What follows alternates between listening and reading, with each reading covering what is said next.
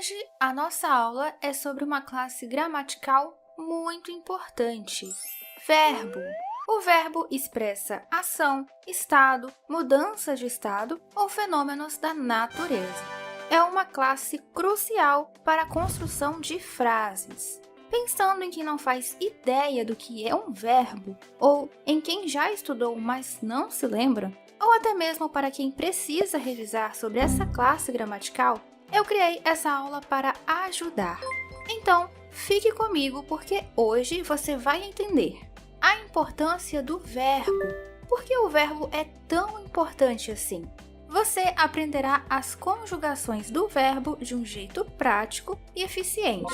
Entenderá tudo sobre as formas nominais do verbo. Aprenderá sobre os tempos verbais. É o que geralmente acaba causando algumas confusões por aí. Mas você vai perceber que não tem mistério. É bem tranquilo. Entenderá o que são verbos anômalos. Vai aprender tudo sobre os verbos abundantes. Também entenderá tudo sobre os verbos defectivos.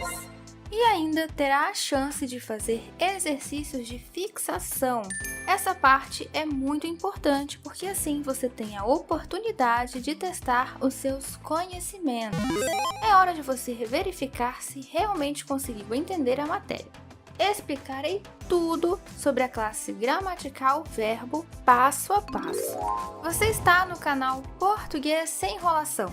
Eu sou a professora Liz e estou aqui para ajudar.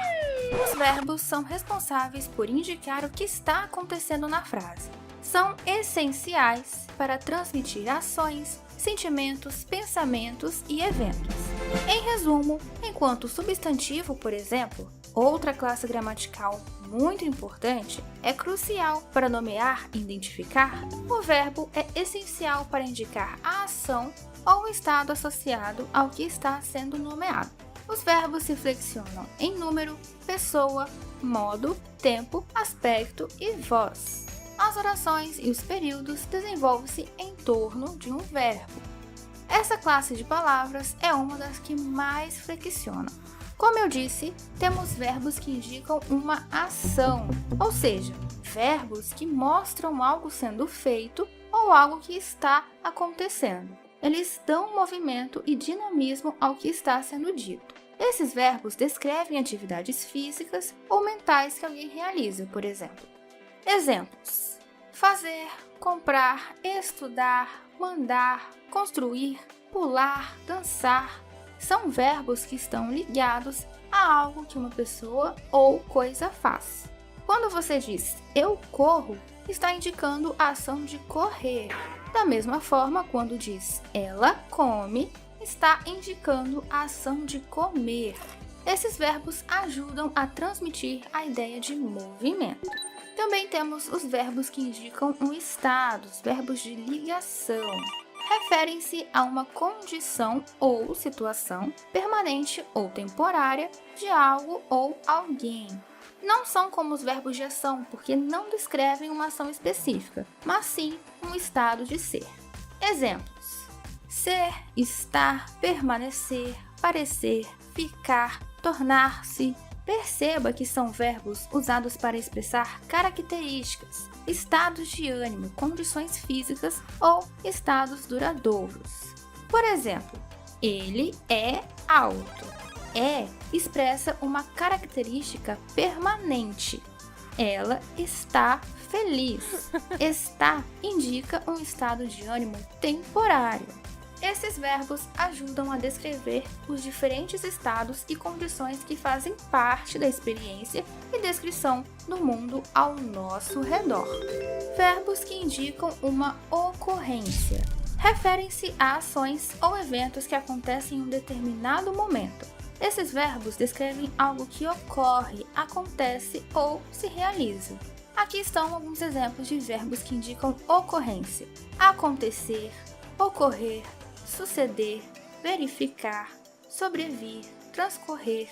Esses verbos são usados para descrever eventos, situações ou atividades que se desdobram em um determinado momento no tempo. Por exemplo, a festa aconteceu ontem, aconteceu. A reunião ocorrerá na próxima semana. Esses verbos são úteis para narrar eventos, relatar situações e comunicar a ocorrência de algo em um determinado momento. Verbos que indicam um fenômeno. Os verbos que indicam um fenômeno referem-se a ações ou processos naturais, eventos observáveis na natureza: chover, anoitecer, amanhecer, trovejar, escurecer. Choveu muito hoje. Escureceu cedo. Verbos que indicam um desejo. Indicam, claro, como o nome já diz, um desejo, anseio ou intenção de realizar algo. Como assim? Veja bem: querer, desejar, almejar, ansiar, ambicionar. Esses verbos são empregados para expressar os sentimentos e intenções de uma pessoa em relação ao que ela gostaria de realizar ou obter. Quero um novo emprego. Ela deseja viajar. Perceba que são verbos que ajudam a transmitir as vontades e intenções das pessoas. Tudo bem até aqui? Bem tranquilo, né? Verbos regulares e irregulares. O que seria um verbo regular? É aquele em que o seu radical não se altera na conjugação verbal. Veja, por exemplo, o verbo sonhar. Sonho, sonhei, sonharei. Note que o radical não se altera. Temos S-O-N-H. Sonho, sonhei, sonharei. Não se altera. Outro exemplo, o verbo cantar. Canto, cantei, cantarei.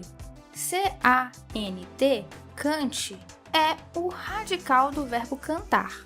E o verbo irregular, seguindo a lógica, é aquele em que o seu radical se altera na conjugação verbal.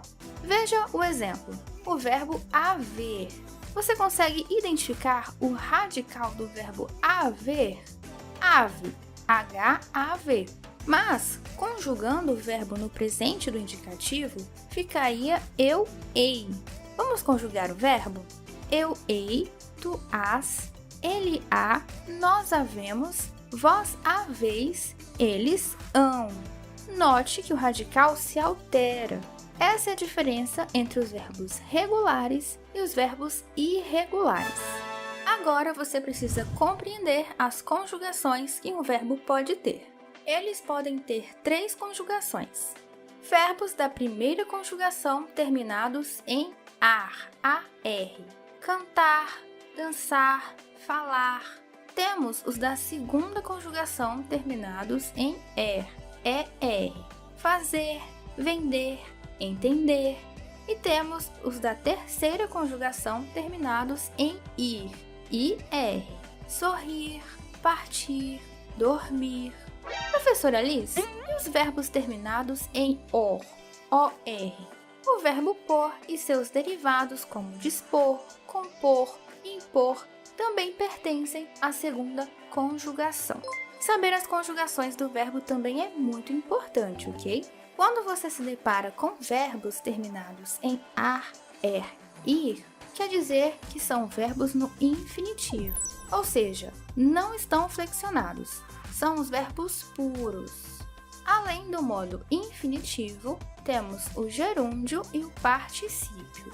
Infinitivo terminam em ar, er e ir, como eu já falei. Cantar, entender e sorrir. Gerúndio terminam em ndo. Por exemplo, cantando, entendendo, sorrindo. Particípio terminam em do. Por exemplo, cantado, entendido e sorrido. Vamos falar agora sobre os modos verbais, pois indicam as maneiras como os verbos se expressam. Temos o indicativo, indica certeza. Veja, ele corre, ele dorme. Repare que corre e dorme são ações que estão acontecendo agora, ou seja, presente do indicativo. Presente porque está acontecendo agora, claro, no presente. Ele correu, ele dormiu. Agora os verbos estão no passado. É uma ação que já aconteceu. Sendo assim, é um passado do modo indicativo. Indicativo porque você tem certeza. Ele correu. Você realmente sabe que ele correu. Você tem certeza. Ele dormiu. Você tem certeza de que ele dormiu. Ele correrá, ele dormirá. Futuro do modo indicativo. Você tem certeza de que ele correrá e ele dormirá. Certeza. Mas é algo que acontecerá no futuro. Não aconteceu ainda, mas acontecerá. Subjuntivo. Indica dúvida, hipótese, incerteza. Talvez ele corra, talvez ele durma. Presente do subjuntivo. Se ele corresse, se ele dormisse. Observe que aqui já indica passado. Passado do subjuntivo. Quando ele correr, quando ele dormir. Futuro do subjuntivo. Pode ser que ele corra, mas talvez não. Talvez ele durma. Você não sabe. É uma possibilidade. Imperativo. A palavra imperativo lembra qual palavra? Imperador, ou seja, exprime ordens, pedidos. Corra, durma, é uma ordem. O modo imperativo é dividido apenas entre afirmativo e negativo, sendo que neste último tempo é necessário adicionar um não para conseguir fazer a conjugação correta do verbo. Por exemplo, não corra, não durma. Recapitulando, modo indicativo, certeza. Modo subjuntivo, dúvida. Modo imperativo, ordem. Agora, vamos focar nos tempos verbais. Os tempos verbais indicam quando ocorre a ação, estado ou fenômeno expressado pelo verbo. Por exemplo, presente. Eu estudo português. Você consegue perceber que é algo que acontece agora? Estudo português. Pretérito. O que significa pretérito? Passado. Pretérito perfeito, do indicativo. Indicativo é o quê? Lembre-se, certeza. Pretérito perfeito do indicativo é uma ação concluída no passado. Eu estudei português. Eu estudei português, certo? Eu estudei e concluí o estudo. Por isso é perfeito. A ação foi perfeita no passado. Pretérito perfeito. Pretérito imperfeito. Exprime uma ação anterior ao presente, mas ainda não concluída. Ação contínua habitual. Eu estudava português. É passado, claro, eu estudava. Mas observe que é uma ação imperfeita, não concluída. Eu estudava. Era uma ação contínua. Era um hábito. Eu estudava muitas vezes, mas a ação se interrompeu. Eu estudava. Não estudo mais. Pretérito imperfeito do indicativo. Pretérito mais que perfeito. É a ação ocorrida antes de outra já terminada. Eu estudara português. Estudara? Eu já havia estudado português. Mais exemplos. Eu trabalhara, eu falara, eu aprendera. É a forma simples, mas não falamos tanto assim. Não é mais tão comum. Na verdade, encontramos em linguagem poética. Usamos mais a forma composta, ou seja, eu já havia trabalhado, eu já havia falado, eu já havia aprendido. Pretérito mais que perfeito. Futuro do presente. É usado para indicar ações ou fenômenos que ainda não aconteceram no momento em que falamos. Eu estudarei português. Futuro do pretérito. Expressa incerteza, surpresa e indignação, sendo utilizado para se referir a algo que poderia ter acontecido posteriormente a uma situação no passado. Eu estudaria português. Temos o modo subjuntivo. Modo subjuntivo é um tipo de flexão verbal utilizado para apontar um acontecimento incerto. É utilizado para expressar uma vontade ou assinalar uma condição. Lembrando, subjuntivo não é certeza, é uma hipótese. Presente do subjuntivo. O verbo indica suposições que ocorreriam no momento do enunciado. Espero que eu estude português. Designa um verbo no presente, mas cheio de incerteza da ocorrência dos fatos e ações descritas. Espero que eu estude. Não sei se eu vou estudar, eu espero.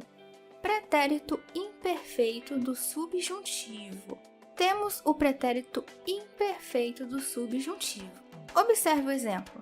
Se estudasse português, passaria no concurso. Se estudasse, não estudei. Observe que o verbo termina com SSE. Chegasse, falasse, tivesse, viesse, pusesse, jogasse. Futuro do subjuntivo. É um tempo verbal que indica uma ação que ocorrerá no futuro. Expressa a possibilidade de algo que irá acontecer e geralmente acompanha o termo quando. Quando eu estudar português, passarei no concurso. Observe que temos quando. Quando eu falar, quando eu amar, quando eu sumir. O verbo é realmente cheio de detalhes. Por exemplo, você sabe o que é um verbo anômalo? É quando existe uma mudança na característica do verbo quando vamos conjugá-lo. Observe o verbo ser e o verbo ir. Verbo ser no pretérito perfeito. Eu fui, tu foste, ele foi, nós fomos, vós fostes, eles foram. Agora vamos conjugar o verbo ir no pretérito perfeito também. Eu fui, tu foste, ele foi, nós fomos, vós fostes, eles foram. São iguais na conjugação. Dois verbos anômalos. Ok, mas como eu consigo diferenciar os dois verbos? Depende do contexto. Pois é, depende do contexto para descobrir qual é o verbo. Além dos verbos anômalos, temos os verbos abundantes. São aqueles que possuem mais de uma possibilidade de escrita do verbo em seu particípio. Veja só que interessante. Verbo ganhar. No particípio regular, temos a palavra ganhado. No particípio irregular, temos a palavra ganho. Quer mais um exemplo para ficar mais claro? Verbo imprimir. No particípio regular, temos a palavra imprimido. No particípio irregular, temos a palavra impresso. Muito interessante, né? E os verbos defectivos? Você conhece? São aqueles que não são conjugados em determinadas pessoas, tempos ou modos. Ou seja, não tem conjugação completa. São verbos que têm defeitos na conjugação. São verbos defeituosos. O verbo colorir. Se conjugarmos no presente do indicativo, já encontramos um problema. Eu coloro, eu coloro. Errado!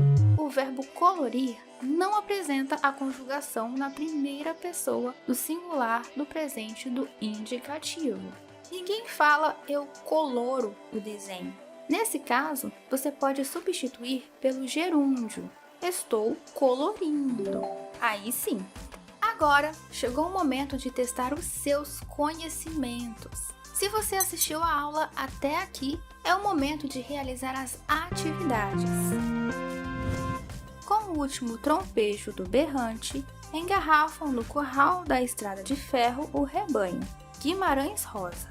A forma verbal engarrafam se encontra no tempo. Letra A, presente do subjuntivo. Letra B, imperfeito do indicativo. Letra C, pretérito perfeito do indicativo.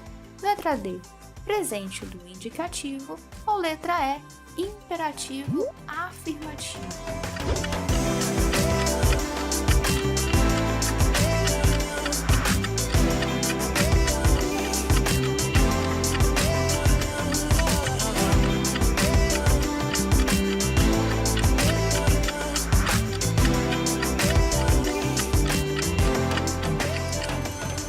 Alternativa D. A forma verbal engarrafam está na forma verbal do presente do indicativo. Ou seja, é certo que está acontecendo agora. Engarrafam, momento presente. é uma certeza. Vamos para a próxima? O carro podia estar em um estado deplorável, mas, no auge dos seus 20 anos, Carlos Alberto tratou de abrir a capota do conversível manualmente. O verbo destacado está flexionado no: letra A, presente do indicativo; letra B, pretérito imperfeito do indicativo; letra C, pretérito perfeito do indicativo; ou letra D, futuro do pretérito do indicativo.